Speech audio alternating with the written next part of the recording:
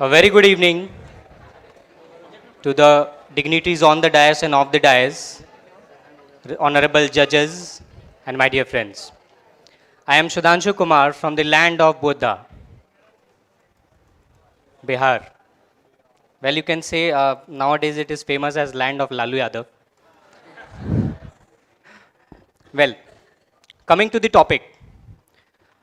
My topic is key audit matters. SA 701. Basically, you like to travel?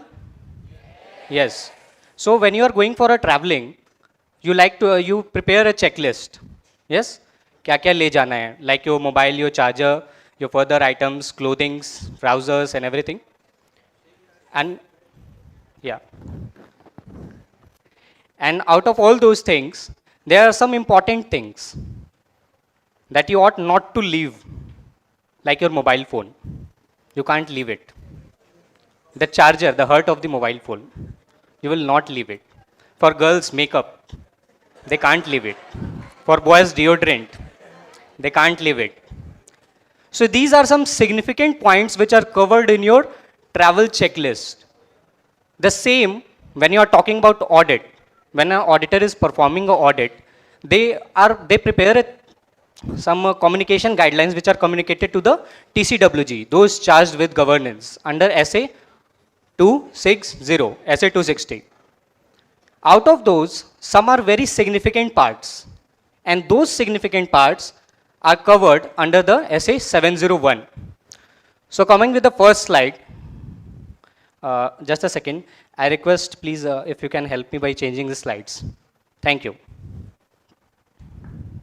Yes, of course. A sincere thanks to Vasai branch of WARC for giving me the opportunity to be here. A sincere thanks to Vasai branch of Vikasa, and an awesome day, the first day. It is well organized by the Vasai branch, and I'm thankful to be here. Coming to the first slide, the key audit matters. There is a question mark in this slide. That question mark says that why key audit matters and what is the key audit matters. So I went on with an example, but at the end of the slide, in the conclusion, I'll take on what is the basic key audit matters. Please, the next slide. The key audit matters under SA 701 came on date 1st of April 2017, but it was deferred. It was deferred to 1st of April 2018. You can repeat with me if you want. There is a definition which is given in the books. I will not go with the definition, but basically there are 4 important points in that definition. 4 important points. The first one is auditor's professional judgment. The second one is the current period financial statement. The third one is the matters communicated, and the fourth one is those charged to governance. It says the matters which you are communicating to those charged with governance in the current period financial statements. Out of those matters, the most significant matters are taken out, and on what basis? Auditor's professional judgment. So the whole of the SA 701 is covered under 6 points. The first point is scope, second is purpose, third is determining the key audit matters, fourth is communicating the key audit matters, fifth one is communication with TCWG, and sixth one is documentation. So let's start with the first point, please. Yes, the scope. Basically 2 points. The first point which says it is not a substitute for SA 705 and SA 570 and FRF means Financial Reporting Framework disclosures. What is covered under SA 705? Anyone please? Modified opinion, yes. SA 570? Going concern. So basically it says that the scope of SA 701 does not substitute the scope of 705 or 570. Means you are not going to, if you are having some matters regarding modification of opinion or regarding the going concern, you have to report separately. Second thing, it applies on the listed entities and by law, but not in case of disclaimer of opinion. Means it applies on the listed entities, it is final, even if any entity is under the process of listing, even if any entity is under the process of listing, it is not going to apply on it mandatorily. Fine. And there is some issues regarding the private companies that, okay, fine, it is not mandatory applicable, but if we want to apply, like it's voluntary, so it can be voluntarily applied. It depends on you, but the EOM para as per SA 706 is more significant for that. But in not case of disclaim, when you are disclaiming, can anyone help me out in disclaimer? What is the definition of disclaimer of opinion? Yeah, and basically the definition says that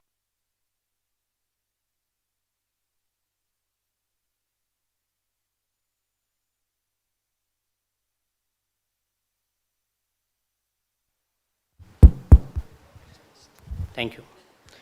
Basically, the definition says that the auditor is basically has not received any audit evidence, but the financial statements are materially misstated and it is pervasive. So when you are not getting any audit evidence and it is pervasive, then how can you report under 701? Fine. So coming to the next slide, the purpose. 4 points are covered in purpose. The first one says it enhances the communicative value.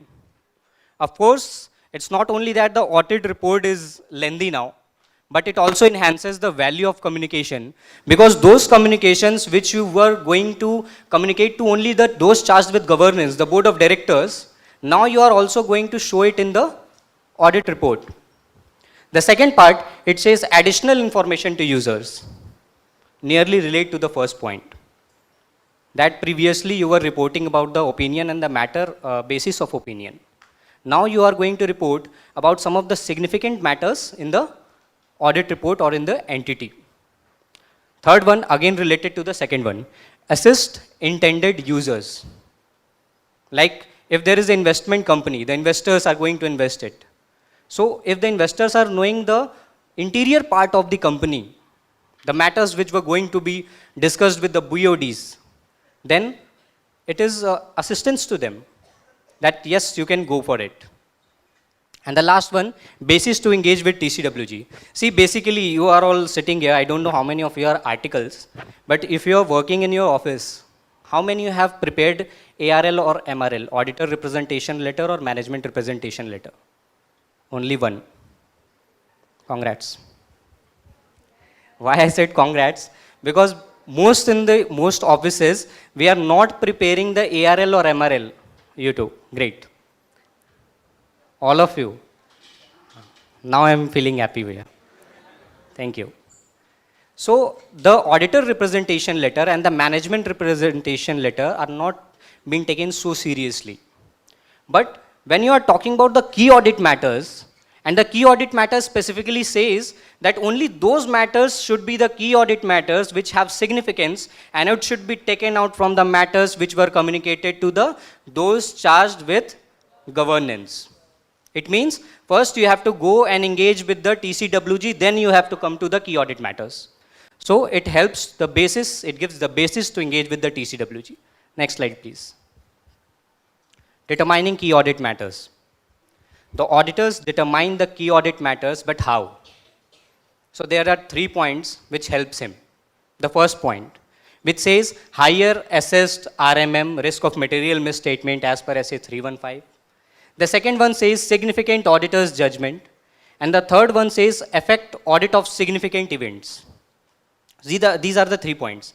Basically, if any significant event is happening in the company, like going concern related or anything, so these 3 are interrelated. Like in the books, they are given separately, but what I believe that these 3 are interrelated. If there is any misstatement under 315, and you have to, what I mean to say, you have to disclose it in SA 701 or not, it depends on the significance. It means auditor professional judgment. So here both the points correlates. So these 3 points correlates and give a significant basis to the auditor to report in the audit report. Next slide, please. Now coming to the communicating key audit matters. The first one says it is not a substitute for modified opinion. See, when you are giving a report on key audit matters, if the key audit matters are in relation to modification of opinion under 705, the para key audit matter shall be under the para of basis of opinion matter. Fine? I repeat, if you are giving the key audit matters in relation, not as a substitute, in relation to the modification of opinion under SA 705, you have to place the para key audit matters under the basis of opinion para. And if you are giving the same, any modification due to 570, SA 570 going concern, you have to place the para key audit matters under the going concern para. So it basically indicates for which matter it is going to be communicated. And it is basically not a substitute for that. The next part is description of individual key matters. Key audit matters may have number of points. Like suppose you are communicating 56 points to the company under the communication to TCWG, the letter of communication what you give to the, or you can say the auditor's representation letter. There are 56 points. Suppose the auditor thinks as per his professional judgment and significance that 13 matters should be communicated in the auditor report as under the heading key audit matters para. So it is not like that each point is a separate opinion. It is not like that each point is a separate opinion. Each point is a part of the key audit matter para. The third point says that the key audit matters are not communicated in the audit report. Yes, it happens. When it happens? If the law is asking you not to disclose the key audit matters in the report. It can happen. An example, so not a very specific example, but I can say if it is against the public interest, you can say. If any matter of the company, which is interior, you communicated the same with the TCWG, and after that you believe, and the company believe, that the matter can diminish the public image of the company, or it is against the public interest, so that matters can be specifically not shown under the key audit matters para. Okay? Next. Now, this slide says what I have covered in the previous slide only. When I was saying that it is not a substitute for SA 705. In the same I told, when you are talking about the going concern, you have to report as per the going concern, and the key audit matter para will be under the going concern para. And if you are giving a modification of opinion, then the key audit matter para will be under the basis of opinion para. So the same is shown here. If there is any other elements or key audit matters in relation to 705 or 570, then you have to report on the matters in accordance with the essays. Which essays? 705 and 570. And you have to give the reference to the basis of opinion in case of 705, and material uncertainty to going concern in key audit matters to SA 570.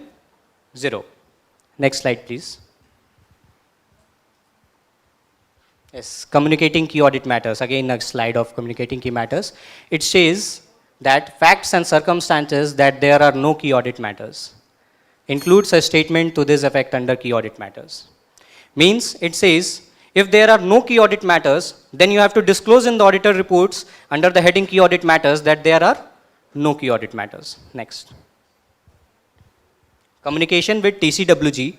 It specifically and simply says that the matters the auditor determines, and depending on the facts and circumstances, it has to communicate the matters to the TCWG, and out of those matters he has to extract some of the matters to communicate in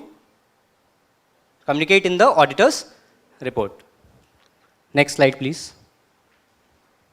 Yes, documentation, the most important part, because SA 240 says that auditor can be held negligible in case if it is a proved negligence. और बचेगा कैसे? Documentation से. संजीवनी बूटी है ये हनुमान जी वाली. So documentation says matters that require significant auditor attention shall be documented. The second part says the auditor's determination that there are no key audit matters also shall be documented. And the third part says not to communicate a key audit matters in the auditor report, that should also be documented. Means the first point says if you are going to communicate any key audit matters, you shall document it. The second point says if there are no key audit matters, you have to document it. Third point says there are key audit matters, but it is against the public interest. That's why you are not going to disclose it in the auditor's report. Then also you have to document it. Next slide, please. Now the conclusion. In the first part, there was a question mark. What is key audit matters? Key audit matters is basically the professional judgment of auditor, nothing else. If we'll go on to the key audit matters, it basically says what is the professional judgment of the auditor that is disclosed. Next slide. Thank you. Thank you very much.